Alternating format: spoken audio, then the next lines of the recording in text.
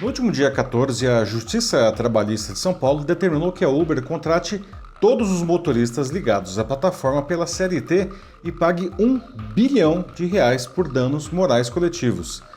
A decisão vale para todo o Brasil e a empresa tem 6 meses após o fim de recursos para implantar as medidas.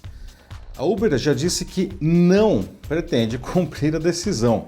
Em nota, a empresa afirma que não vai adotar nenhuma medida antes que todos os recursos estejam esgotados.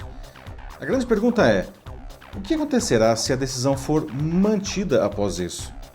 Suprema ironia, associações de motoristas se manifestaram dizendo que eles não querem ser contratados pela CLT. Mas isso não quer dizer que eles estejam satisfeitos com as atuais condições de trabalho.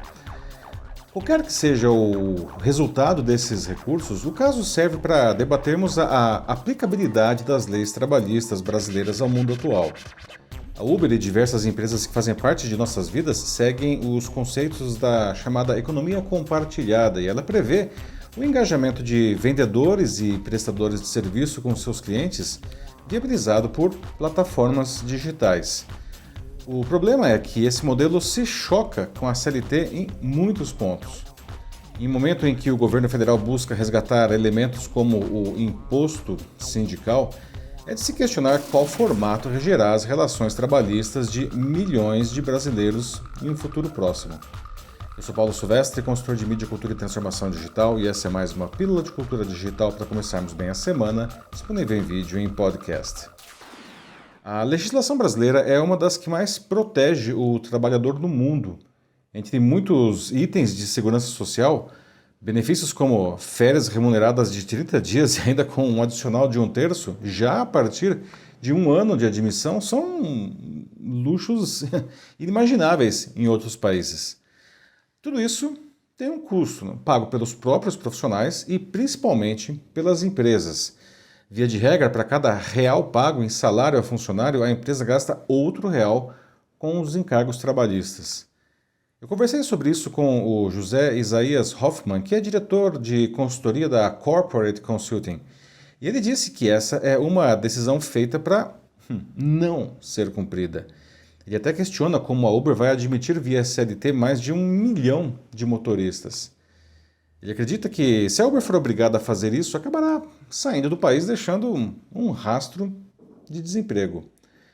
Bom, o peso dos encargos e de outras obrigações trabalhistas já provoca mudanças no perfil de contratações no Brasil há cerca de 2 décadas. Cada vez mais, empresas procuram, sempre que possível, trocar o modelo da CLT por terceirizações de empresas com um único funcionário, os famosos PJ.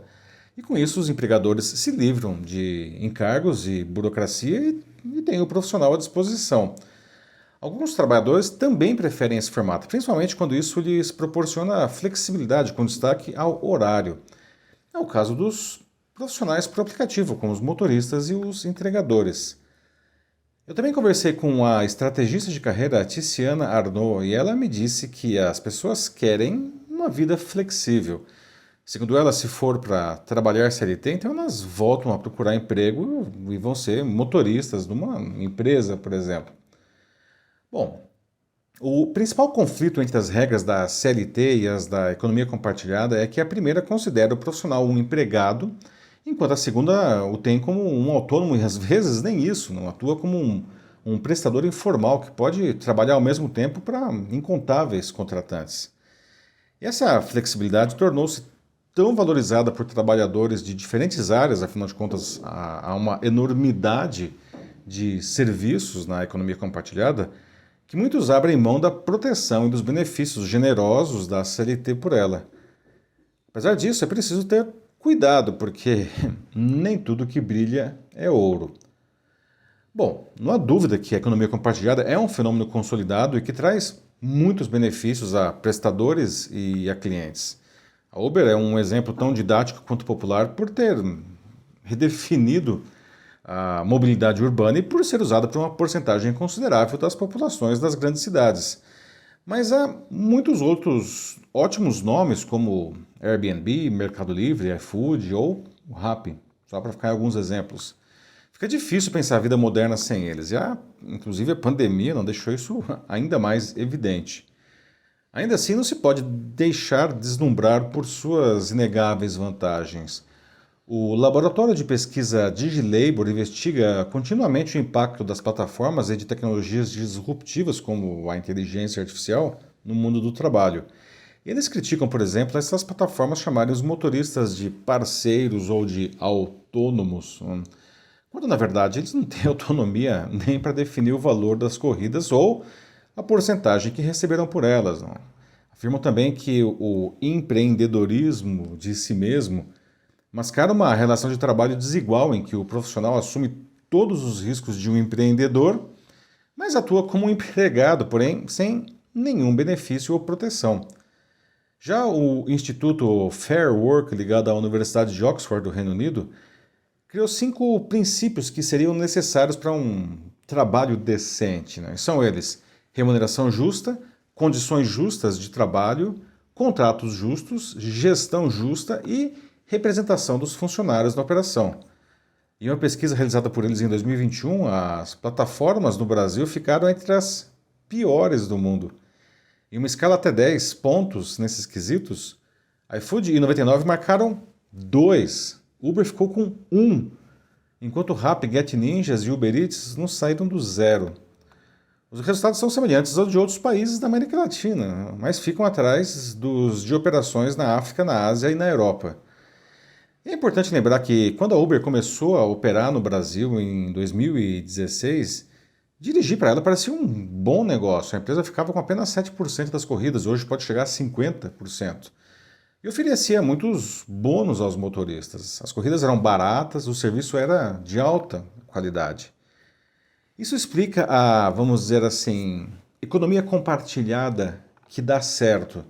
Ela precisa ser boa para todos os envolvidos, ou seja, o cliente, o vendedor, o prestador e a plataforma. Quando os motoristas da Uber passaram a receber muito pouco, tudo isso desmoronou. O Isaías afirma que precisa de fato de uma atualização na legislação para entender essa nova dinâmica de mundo.